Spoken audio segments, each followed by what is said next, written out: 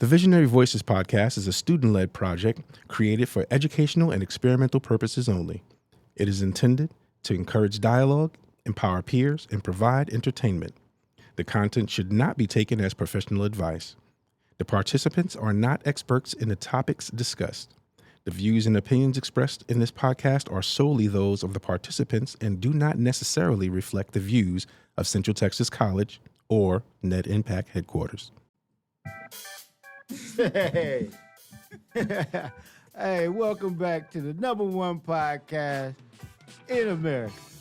All right, hey, I am your host, B. Brooks, the Joker's nephew, man. And on my right hand side, I got Wonder Woman herself, Miss Nakaya Phillips. On the ones and twos, we got Superman, Mr. Donald Sturkey. The darkest Kent. And over here to my left, we have Batman, Kenyon Bats. What's up with it? You already know the deal. How y'all doing today, man? Hey, Doing good. we like to shout out to the number one organization in America, Net Impact. And we like to shoot a shout out to KNCT CTC Radio, Nest 91.3 FM, where y'all be able to join us on Mondays. All right. So how y'all doing today? I ain't talking to them at home. I'm talking to y'all. How y'all doing right now? Hey, I'm doing Y'all- good, guys. We're doing amazing. Do amazing things. Doing great. I'm scared I might get beat up over here. Why? Sometimes. What did I do? But She got that look. right? So Somebody might get slapped. on camera too. Oh, that's horrible. Oh, So my goodness. so today is a shift in paradigm. Tell me what that mean. Tell me what that mean. What that means? Go on, Shift tell in me. paradigm. Use your big words. Tell me what that mean. I don't know if you guys have heard of the October rule or the October shift, but it basically, in numerology or just spirituality in general, number 9 is the number of completion. So that would make last month like a completing cycle, and then this month would be like the month of new beginnings. So we kind of wanted to talk about pivoting, new beginnings, noticing when you're entering a new beginning, whether it's just like how you feel or like opportunities that show up and how to receive that. So my question is the October shift. Does that help with finances? Because I'm gonna need a shift. Yes, honestly, Kenyon and I were actually having this discussion previously, like going back into our last couple of Octobers. Last October, I was actually fired from my job. But that opened the door for me to get the job that I have now, which is the longest that I've kept a job, y'all. Almost a full year. But it just kind of goes into the idea that something closing out usually means that something bigger is happening. So if you're having like any endings financially, that can just be a signal that something bigger is coming through. Endings and beginnings. It's called the Born Month, by the way, for those who know or in the know. Born? Yes, born. Be or born. In the number 9 is it's the beginning. It's the beginning and the end before you come to that point of completion, which is the cipher, the zero, which symbolizes the circle. You bringing it back to what they call adding on. You add on. Everything else is a plus degree of where you're starting at. Instead of one of the original prime numbers, the 0 through 9. Oh. Anything else is a plus degree. It's that original plus 1. Does that make sense? Like next month would be 1 plus 0 or knowledge cipher. Got it. Gotcha. Got it. So I mean, I just want to say I learn something new every time I'm up here. Cause y'all be on the October shift, and then the November fix it, and then the December going and spend money on it and buy it. Cause that's all we doing in December. That's all everybody doing, spending Facts. money one way or another. But no, that's crazy. So that helps with finance and stuff like that. So you said when something stops, that means something else might be starting. Mm-hmm. I think it's also important to mention that resistance is a sign of growth. So if you are feeling some type of resistance in, like you should in something, that can also mean that something bigger is coming through. I just feel like we shouldn't hold so tight onto certain things. It's part of being human to change. And I used this analogy before we started as well of the onion, of like we're constantly shedding layers to get to the person that we want to be. And we actually talked about the hierarchy of needs on here. So in that sense, it would be as if once we got to that self-actualization point, that layer is completed and it comes off. Or if I put it in the terms of games. So to go to the next level or to get a new avatar, you need a certain amount of points you need to accomplish and get through certain things before you move on to that next avatar, that next chapter. So I feel like sometimes if you have that old character you got all the points, it feels kind of heavy on you, and your body, the universe, whomever you believe in is pushing you into change. To level up. Level up. Because they do say that growth comes from that uncomfortable place, right? And it starts from that's what I was about to get into. It starts from the bottom with the hierarchy of needs. Once you start at that new place, you feel uncertain. You feel like you need to build that security and just a secure place around you before you move on to the next part of like looking internally or looking to the next part of getting gratification through other people or things. There's definitely tiers to it. Levels to this thing. Mm-hmm. Fellas, you need to get you a smart woman. Huh. She done I'm pulled single. out. She done pulled out Maslow's hierarchy of needs, Right. like, randomly in a conversation. You see, she threw it out there. Look, I'm single. Yeah. Hey. So if you need a woman smarter than you, here you go. Well, she's like, I don't know. I ain't trying to do all that thinking for nobody. I don't know about smarter than me, but it depends in That's certain funny. aspects for sure. So can you? Oh, you gonna sit over there and gonna say nothing? Huh? I got y'all. What you So- know about October? I think October is definitely a season of change. Like you're literally changing seasons. So well, Deep. you're literally changing seasons, you know.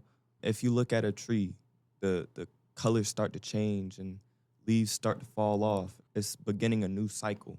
So I think that also happens, like we feel different. We look around, our world is different in October than it was in September. So I feel like that affects us internally, and it has this effect, the same type of effect on us. The days are shorter, nights are longer, and I just feel like that sparks a change in us. I think the change is more abstract than like just leaves changing colors and stuff. This morning, actually, while listening to a podcast, Jamie C on YouTube, the episode Feeling Safe, Receiving More. It's about receiving money energy. But she mentioned today how leaves, when they break off trees, are actually the strongest. Like all the strength goes to the leaf before they fall off so they can be strong through the winter. And you would think like once they're off, like why does that matter for them to be strong? Y'all, I don't know that much about science, but if you use it in a thoughtful stance or like a literature stance, is that we are very strong when enduring the hard times, and it helps us when things get better. I wish I worded that so much cuter. So what if you're one of those people that feel stagnant? in what they're Stagnancy doing? is the first step to change, because a lot of people are stagnant in life, but they don't feel anything wrong with it. They don't feel like, oh, I'm uncomfortable where I am, or I've been here too long. It's that feeling that actually initiates the change. And I think feeling stagnant is super important. I mean, we've been talking about up to us. Like that recognition is huge. Once you actually recognize that something is a problem or something needs to be changed, then you make that effort to do what you need to at least make an effect on it. And recognition is the first step. And I like what our guest Host.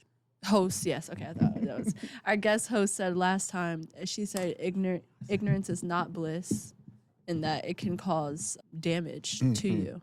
That's a fact. not knowing that you are stagnant, not knowing that there's more out there can cause more harm than knowing. Yeah. I think the fine line is when being stagnant becomes complacency. When you do become comfortable in that place and you just like, yeah, I'm in a rut, but it's all good. I ain't got no place to go. This is, when you don't recognize that there's something else out there. I think that's something that people from certain walks of life get stuck in, from people from certain demographics get stuck in. You get stuck in that thing, in that headspace, thinking that this is it. This is all that there's going to be. So let me just do what I do here because there's nothing else for me out there. When we're not looking for that. We're not looking for the change. When you're not accepting and acknowledging that sometimes those rough spots that you go through is like the hint. It's the hint. It's the tap on the shoulder, And some other examples that you're shifting into a new era would include feeling detached from people, habits, or goals that once matter. When you crave solitude or reflection, when you're drawn to new interests, hobbies, environments without knowing why, when life feels like it's rearranging itself, subtle changes, endings, or opportunities appear, or feeling anxious and excited at the same time. Because anxiety just breaks down to the fear of the unknown, not knowing what's happening next. So, what's the steps to break these cycles, to shift the paradigm, as you would say?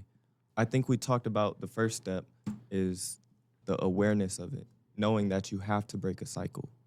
And then second, we got to make sure we take ownership, take accountability, see what we're doing wrong, and not run away from it. And then you have to have a mindset shift after that, because if you don't change your mindset, then you might take accountability and still do that same mistake. And it just becomes worse because now you're aware and you know that you're doing wrong. But if you don't shift your mindset, you're just going to be feeling shame on yourself and without any change. So that mindset shift is huge in this cycle that we're trying to break, because you replace fear of failure with curiosity of what can be. And you look for that next step to take. And then after this, you make sure you stay consistent, because consistency is key. And you see that whenever you're trying to break a cycle of not working out, at first you're like, oh man, I can't get this weight up. There's no way that I can get this weight up. But your accountability is, oh, I know that I can't get this weight up. Let me work towards it. And there's a reason that I haven't been able to get this weight up is because I haven't been consistent. And then once you have that mindset shift, is like, okay, eventually I will be able to get that weight up. I just have to keep staying consistent to change it and replace the cycle. Don't just break this cycle, build a better one. What works for you? Right. Absolutely. That is honestly one of the best rules that I learned from a book called Atomic Habits by James Clear. He talks about habit stacking and how replacing bad habits with good ones is the true sustainable way to create a better life for you. Because if you just try to take all those things away, your brain, scientifically, your brain hates change. Your brain will fight for it, for you to stay the same, because that's where it feels safe, whether it's good for you or whether it's not. Our brains, we're humans at the end of the day. I feel like as we've gone along in evolution, we've forgotten like the basic scientific things that our body tells us, which is fight or flight. We're constantly looking for ways to feel safe within ourselves. And some of that can lead to us not doing things that's beneficial for us or even the people around us. So that's the first thing. So your brain hates change. It releases cortisol, which is a stress hormone, because it sees new things as danger. Also makes you fat. What? Yeah, cortisol also makes you like super puffy. Like, I don't know if you mean literal fat, but it also makes you look bloated. I know when I was looking into gua sha and lymphatic drainage and all that stuff, a lot of cortisol conversations were coming up, especially for women, but it affects everybody. Oh, wow. Another thing I was gonna say is that accountability without change is just manipulation. Yes. that part. I saw that on the tickety. I love you, young smart children. Makes me feel good for the future. Without Thank you. change. He's taking. Oh real yeah, it's manipulation. Like I understand what you, but did you change anything? Huh? Well, they say that a true apology is changed behavior, right? You know, you can't just say it. You got to actually do something behind it in order to make it happen. That's true. I think that when it comes to shifting the paradigm in general, you have to, everything that you guys said was spot on. That's why, you know, I don't have much to add. You know me, I was ready to put the Even record get scratch. into They it. killing it. I ain't got to do it. Yeah, y'all doing your thing. Listen, I love it. It's just, you know, I recognize just in general that we as human beings are ready for a shift because there are things happening around us all the time. And it kind of forces you to either change or Be miserable. Be miserable. Yeah. suffer the consequences of everything changing around you and you being left behind. Shit. I don't think people recognize doing that. we've gone through it a couple times, and what people don't realize is, I don't want to say it too crazy, but when you notice that there is a portion of the population that seems to grow, and then there seems to be this gigantic portion of the population that seems to like Stay the same. they go a little crazy, they lose their homes, they end up on the street.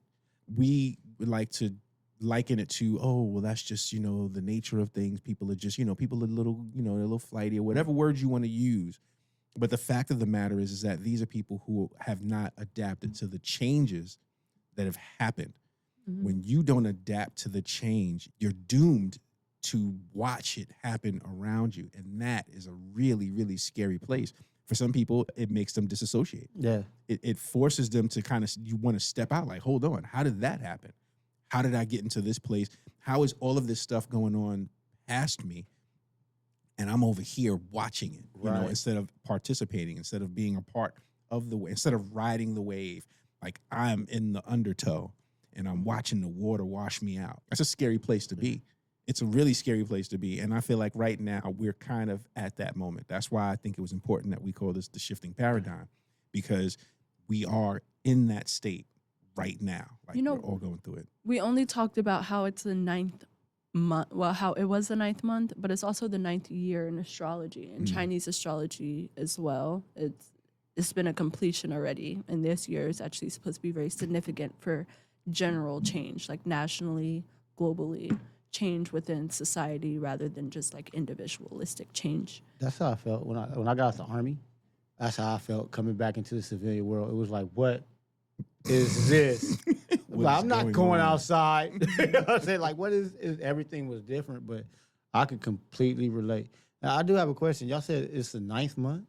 I thought No, it's the 10th It's the month. I'm 10th sorry. month. I was just talking about in the The sense of completion nine. completion diagram. because I know some things That's- use different calendars. You know what I mean? So I was Yeah. like, okay, let's, It's the 10th month. October is a plus degree. It's So a it's like knowledge. It's new knowledge beginning. cipher. Like if we were going to say like today specifically, we're shooting on the 7th day, today. right? I So today, the universal mathematics. So today's math would be knowledge cipher of God, right? So we are acknowledging, we're having knowledge amongst our cipher in our circle about God. Now we're not talking about the physical guy with the finger pointing, touching down on man and giving him fire or whatever. Like we're not talking about that. When you when you have conversations like this, you are existing in a quote unquote godlike state. This is quote unquote what some people might call a Christ consciousness, because you're talking about things that most people aren't able to grasp. Right. And it's very heady material. Mm-hmm. You know what I'm saying? So when you do that, if you were to add those things together, 1 plus 0 plus 7 leaves 8. 8 is the build and destroy, right? So you can either add on or you subtract things away. And when you add on or subtract things away is when you find these good moments, when you're like, you're taking something good from a conversation, you're adding something, you know what I'm saying? Like that's kind of what we do every single day. That's why when you hear some of these people from the old school, from the 5% Nation, you hear them say, yo, let's build. Like that's Right. really what they're talking about. What can Right. you add to this conversation? And if you can't add anything to the conversation, then you should, in essence, be taking something From it. You should be learning something in that moment and making it a part of your daily actions and ways and things like that. So I want to talk about two things when it comes to change in the scientific standpoint. So neuroplasticity. my favorite. Do you want to define it for me? Neuroplasticity? Oh, it's the ability of the mind to change as we move along in life. You were mentioning something before, and I just wanted to say, you said that the brain doesn't like to change, right? However, it is super adaptable. If it's one thing that happens, and the reason why we are such electrical beings experiencing a physical moment is because the moment that your brain learns to do something new, it never goes back. But you've gotta get past that thing. You've gotta work and just break. It's that little thing. But once that synapse fires to that and makes that new connection, it's over. It's really weird. Like when I learned to snap, probably when I was 8, or flick my tongue, like, Mm-hmm. or roll my R's. I learned that in middle school, and I basically am a little bit fluent in Spanish now. It's really weird. So it's like literally when you said that, I'm like, wait, I remember those moments when I was younger, and it's like, oh, I braided my doll's hair, and then after that, I knew how to braid. It's a wrap. Yeah. It's really interesting. Okay, learning rewires your brain. Each time you learn a new fact or skill, your brain forms a new connection and strengthens the existing one. The more you repeat a new activity, the more you build new, stronger neural networks. So more cords that connect in your brain. More making more things, synapse firing. Yep. make more sense. Challenges boost. Why can I say? Challenges boost growth. There you go. The harder a new skill is to learn, the greater of the structural change that it changes in your brain. The productive struggle leads to deeper and more effective learning. So the more you push for something, the more work that you put into it. I feel like it has science says. Let me pull up the website. Oh, So- pull it up. And while you're at it, why don't you let me know which site that is in case people want to try it at home, they want to take a look. And once again, we want to make sure that everybody understands that the opinions and things voiced on this show is not necessarily the opinions of KNCT or Net Impact, but this is merely our words and ways and actions, and we are in no way considered to be experts of any kind. However, we are all learning, and we would hope that everyone out there would also learn. So if you hear something that you like, take something from it. Let's look it up. Don't just take our word for it. Go and see it for yourself. I don't condone the terminology of do your own research. Hey, a lot of people don't like that. I love that term. But it has to be real research. Yeah. That's all that I'm saying. It's just you doing it yourself. But please come with This some real is- facts. This is on Don't just- verywellmind.com. Don't let the .com confuse you though, because someone with a MD and a PhD named Shaheen Lakan Oh, not Shaheen. reviewed. So it's medically reviewed Okay. by Kendra Kelly, who also has an MSE. We love a good peer review. Only listen to us. We love a good peer review. But neuroplasticity, I feel like knowing how your body works in the science aspect really helps you accomplish these things, because you're like, oh, this is not me. This is simply my brain just reaching for some type of familiarity. Right. Me doing something that's good for me may feel not good for me just because my brain is not used to it. Right. Your brain wants to, like you said, it wants to seek that familiar place until you break through to that other side. And okay, the last point that I have is use it or lose it principle. The brain is constantly pruning away neural pathways that are not actively used.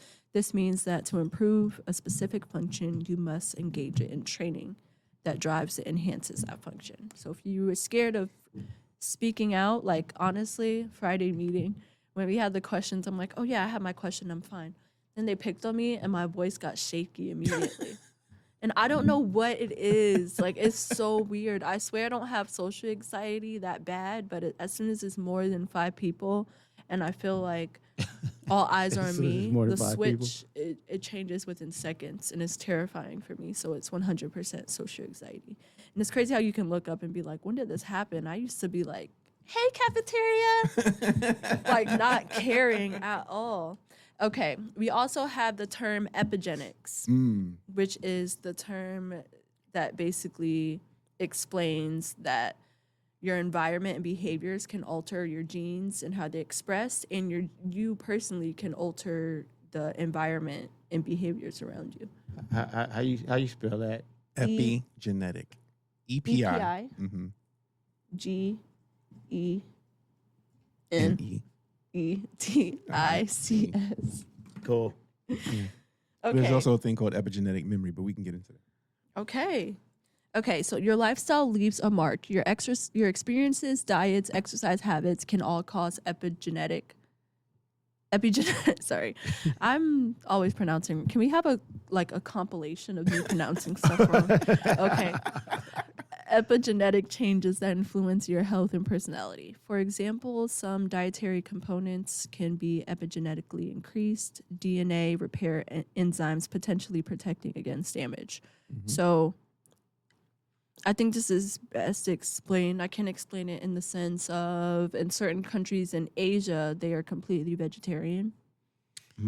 But is that more religion based? I can't really use that. No. No, I mean, I think what more might really make sense is if you're born not able to digest milk, right? Ooh. That would be something that's genetic, and it's epigenetic because it's passed down, if that makes sense.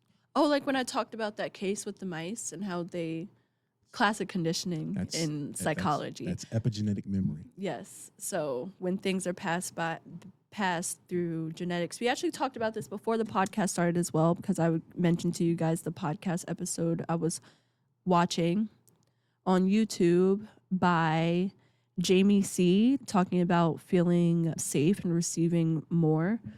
And we were talking about how I basically realized that I don't feel comfortable, like energetically wise, like my body doesn't feel comfortable when talking about receiving large amounts of money. And I was like, why do I have this feeling in my mind? But I should be epigenetic. rich. I should always get money. What? Yeah, but that's so true. Like, and you can, these things can, your body feeling and your brain feeling could be completely different, because I know in my brain that I'm meant to receive a lot of money. But as soon as in the energy of receiving it, it feels so uncomfortable, which we can get into that in another episode. Right. I don't want to make these too woo-woo, I mean, because I can deep dive, y'all. I really can. because like I could, like me, I don't have a problem getting in front of a crowd, talking, showing out. That's not a problem. No, we know. But however, on my own podcast, Mm. just sitting there, I feel like I'm talking to myself. It's like I just can't do it. I can do it. It's just hard. It doesn't have. I'm working on like having the same energy, because it feel like I'm talking to myself. I'm literally sitting here looking at myself say what I'm saying. It's just like That's funny. But a good point of epigenetics is that where you are and the things that you do and the life that you live is affecting the 7 generations before you and going to affect the 7 generations after you. If you've taken all these healthy habits and you live a life where you even just feel like you should be receiving the things that you want, you're passing that mentality through epigenetics onto the people after you. Wow. Super That should have important. been a did you know? Because I did not know that. Yeah, that was a. The science part was actually did you know, but It's the true science behind generational wealth and creating generational wealth. The reason why certain people are expectant of having certain things and they've they always had receive it is because it's been passed down to them, and that's been passed down to them, and that's been passed down to you. Understand? So it becomes you come to expect that wealth will be there. You come to expect that wealth will be made and can be made. When you expect that you live a life of poverty and you're living a life of wanting and not having, that is that's what you start to expect. That becomes your epigenetic memory. it's the true epitome of the law of attraction, because the law of attraction is connected to the law of action, which means as soon as you believe. What book did I read that this was in? This was in a book that I read. Is it Atomic Habits? I think it is. It's in the first couple of chapters.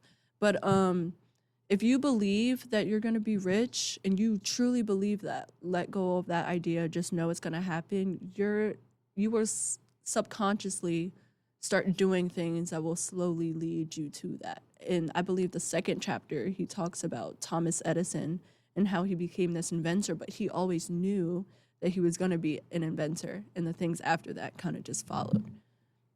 Kind of like Think and Grow Rich. I have that book too. Maybe it's in that book. I've seen that book. It's green. I've I'll bring seen it, y'all. I have really good books, and I only read like Yeah, you 5 sound books. like you got a whole library of intriguing I'm the wealth daughter building. of Takia Regina Lattimore, When and you- I just can't help it. When you I come heard on that. this podcast, you will get wealth.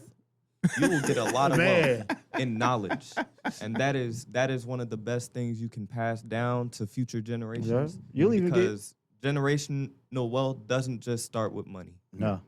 Think and Grow Rich, Rich Dad, Poor Dad. Like everybody go Yeah. pick up a couple of those books. Like, I mean, I think there's one 3 thing copies. to say things But it's and another, it may stick with you, but it's a whole nother thing to actually have it. And when you say, I wonder, and you can just go and snatch that book off the shelf and just thumb through and say, oh, right. right. I even highlighted this passage because certain things, they're going to stick with you. Oh, I opened up my Think and Grow Rich book, and I found a $20 bill in there. Y'all, I See? never Oh, have come on. cash. See how that works? So I don't know if it was from the bookstore, like when I bought it at Barnes & Noble, because I got it here in Texas, or if I put it in there when I bought the book. Like, oh, this there you is... go. Yeah, I don't remember if it was me or Next someone. time, put 100 in. Right? I wish I had. But I also wanted to mention more sciencey things. What's So sciencey? What's with sciencey the- things. Yes. So there's actually a scientific. Let me see. There's a study. There's a study that basically explains, like, if you say things out loud that you haven't done, it shows that your body will already feel the gratification from it. Therefore, you will not follow through because your body works off award systems. So if you already feel like you got the award by saying, oh, I'm going to become a millionaire or I'm going to own a business very soon and not actually putting the work into it, you can already create that sense of dopamine within you before actually doing it. She said dopamine. It's true though. I mean, listen, you train your mind to think about the things that you want, and you manifest those things through the words that you speak. If that makes sense. Absolutely. You know, because the word is the beginning of it, and as you hold on to it and then speak it to be, it does Words are so. spells. Right. So I wasn't going to say it. I They wasn't are. going to say Yeah. it, but that's why they call it spelling. I've learned that recently. They transmute into... It's a thing. Wow, she's using that Transmute. word again. I'm telling you- Listen, I'm trying Good not words. to go there on this podcast. I just want to try to be the older gentleman, drop a little, sprinkle a little here, sprinkle a little bit there. But I could really get into that. We might have to have a whole conversation on a future podcast about real magic and life alchemy, because that's really what it's about when you talk about transmuting, changing something that was not into what is. Like, that's what life is about, right? Like, Yeah. we're all here in school right now because we're taking something that was not and making it into Right. something that will be or something that is. Like, we are turning that rough ashlar into the perfect stone. You know what I mean? We're taking that little bit of coal and turning it into the diamond. We are making that little bit of dust and putting it together with a little bit of copper and mixing in some nitrates and some mercury and creating gold. Like, we are the alchemists. Ooh, too much. Yeah, that was Too good. much. I am the storm I'm the stone that the builder refused. Yeah, all on it. I More have a that. book that says something about alchemy.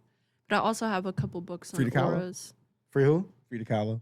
Frida Kahlo. A couple books on aura, like learning your aura advantage. I actually learned in one book that you can manifest being sick if you relate it to, like, if you're a kid and every time you got sick, you got to stay home, then your brain will connect those two things. And every time you are overwhelmed and need a break, you'll just stay at naturally home. get sick Mm. because your body needs a break.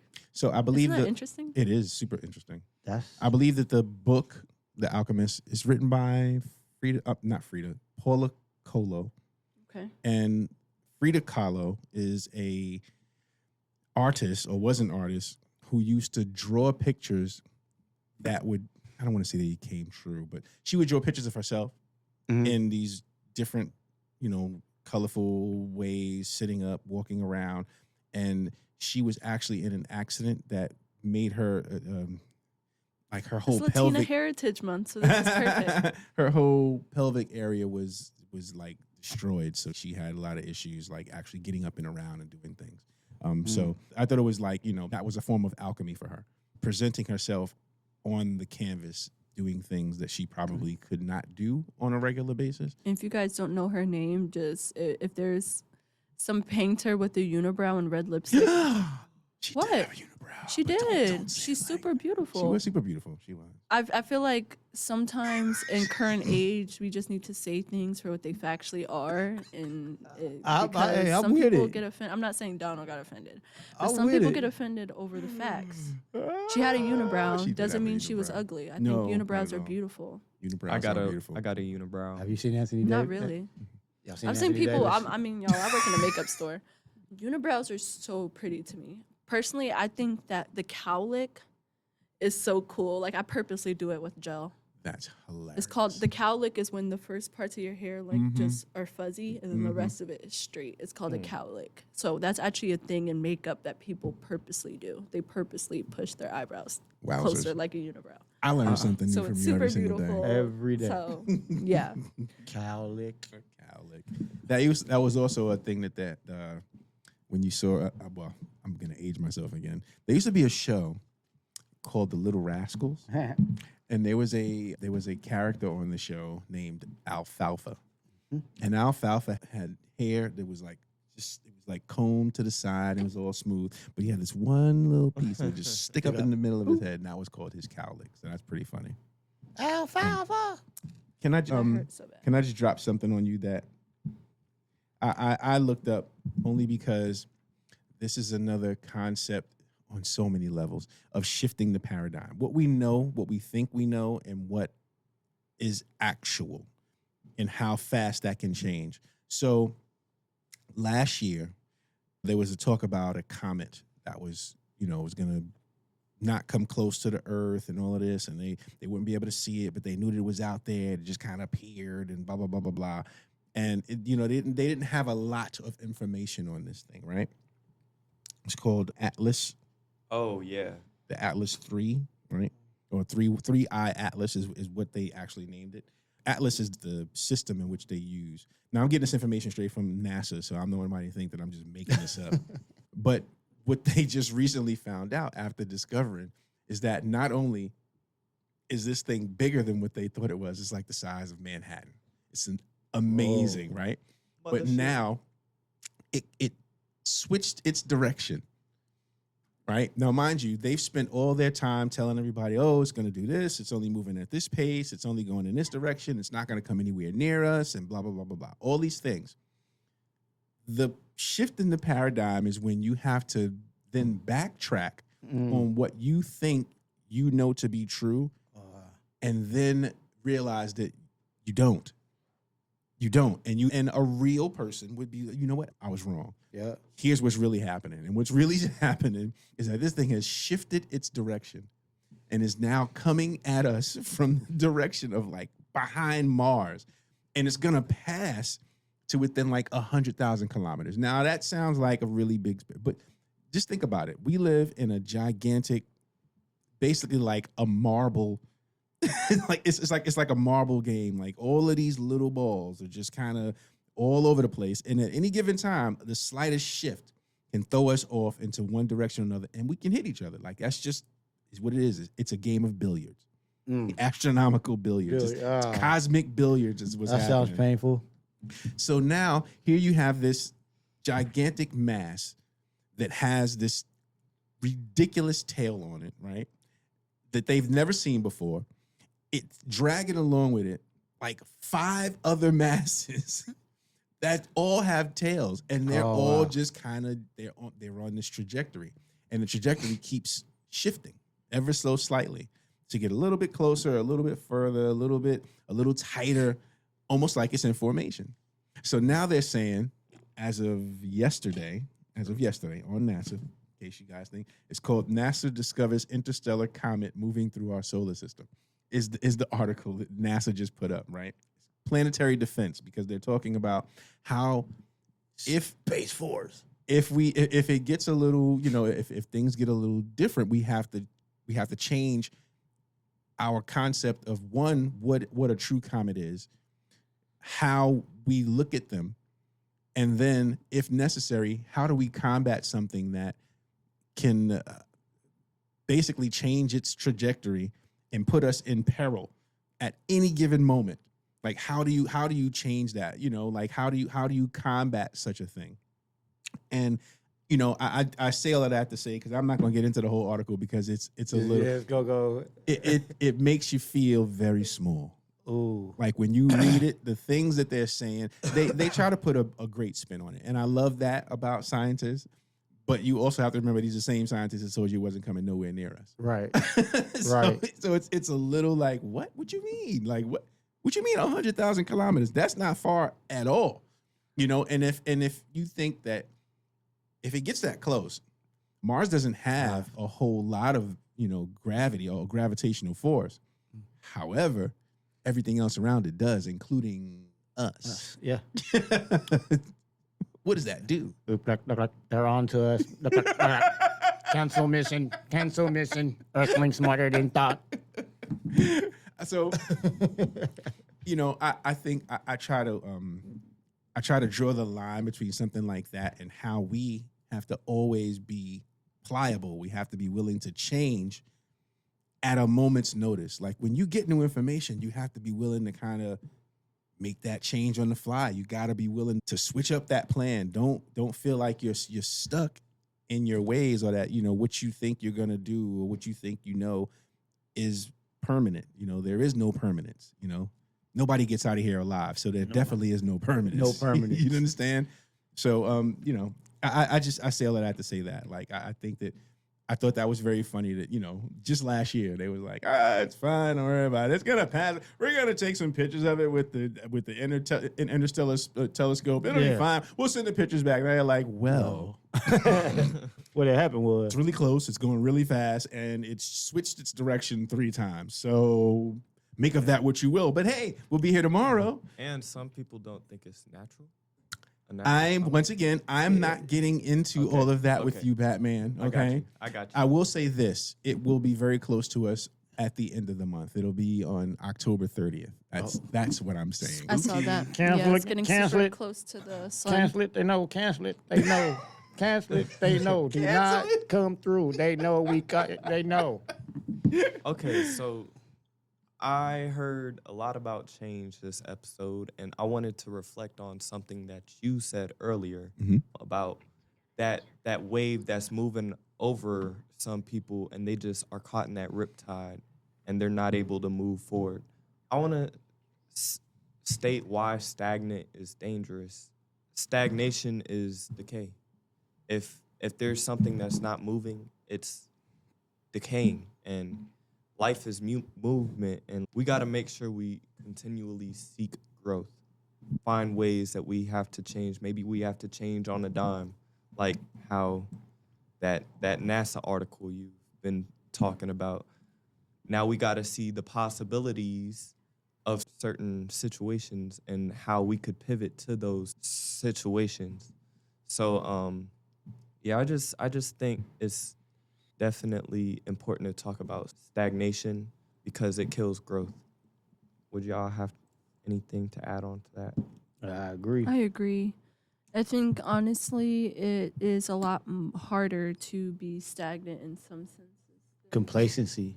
than it is to not be. Only because personally, I feel like I'm gonna relate it to how I feel now. I feel like I'm in a state of change, and for me to, I know I'm being called to work out, eat healthier, just do things that's better for my physical body, and because I'm not, it's kind of making me like not sad, but it's just draining me a lot more than it would. You would think me working out and putting more energy would drain me more, but no, I feel like holding yourself back, keeping yourself in stagnancy when everything else is pushing you to not be that way is a lot more painful. There's this picture I'm thinking of, like, of someone holding on, and their fingers are like turning red. And I think it said like holding on hurts way more than letting go, or letting Oh, go yeah, only hurts at Mm. first and then it heals a lot faster. So I like something in the terms of that. Yeah. When we have stagnation, it breeds that repetition. And we aren't really progressing, but we're repeating the same mistake or same habit. And I feel like building those or finding new habits to hold on to will definitely help us not be stagnant. Yes, I agree that is definitely a way, but I think it's like what you all pointed out. At one point, at some point you have to recognize, Yeah.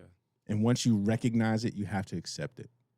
But then you think about all those different stages of grief that they call it. Mm-hmm. Everybody goes through that, no matter what it is you're going through, and you go through a lot before you actually get to that acceptance. One would hope that you don't take too long on those other steps, so that you can move along with society and move along with life and move along with yourself before, because, if you get stuck, being stuck is a bad thing. And perfection is just another version of procrastination. Yeah. So trying to wait till everything is perfect is Mhm. not going to benefit you at all, because life is imperfect and something's always going to go wrong. Right. Another thing to keep in mind is also to start small. That was also brought up in James Clear's book, Atomic Habits. I mentioned this in this podcast as well. That you're not just gonna wake up and change your whole routine, but it's better to start out small and replace bad habits rather than completely trying to change who you are, because that's gonna be way more effective. It's like if you saved a penny every day, it's gonna eventually add up. But if you're just waiting to get $100, you have a faster, or you have a bigger rate of losing that money, because slow and steady wins the race. There we go. I like that. And I like it. if we look at nature, leaves are dying, but the trees don't hold on to those dying leaves. Let it go. They let go of those leaves fall, and then in the spring we got new growth, a new season of change. So I like this concept of October being linked to change. I really notice it now. Before I didn't really notice it. I was like, oh, another month, but Right. another I mean- month, another day, another dollar. But nah, I definitely recognize the change that happens internally and externally in the world during October now. Yeah, I decided I'm not being fat no more. So there's that. Yeah, I'm trying to get my weight up too. I'm eating. Gonna get my weight down. Trying to get my weight up. All the cholesterol and everything. But I'm just trying to feel healthy. yeah, Trying to feel Yeah. healthy. Yeah. I I mean, feel that's like the I best eat feeling pretty in the well, world. but I just don't feel healthy. So I need to be more intentional. Intentional with your dietary. My favorite word, yeah. Intentional with your dietary. So, hey, we learned about what October is, what it really is. We thought it was just Halloween. You know what I'm Scorpio saying? season. Well, it's Scorpio- called the October Principle. October principle. Yeah. This is Scorpio season. Well, right now it's Libra, but Oh, it goes in. I associate coming up. That's why I October feel with attacked. Scorpios because I love November Scorpios. coming up. As a Leo, My I feel dad's attacked. birthday is on the 25th. My aunt's birthday is Bad on the news. 24th. Bad. Bad news for My Leos. sister's a Scorpio. I'm hiding in the house. I'm staying away from them.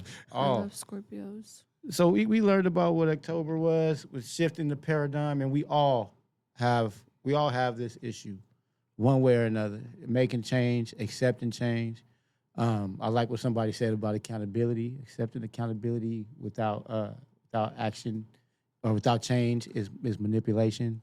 Yes, I'm talking to you. You. Yeah. You. All right. I'd like to thank all my special friends who just make things rock when we here, man. I enjoy every minute. We like to thank KNCT, CTC Radio, Nest FM 91.3. Sorry, I gotta get tongue tied.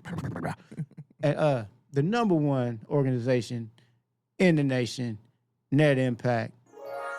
Aye. Boop boop. And we like to say good night, farewell, auf Wiedersehen, goodbye.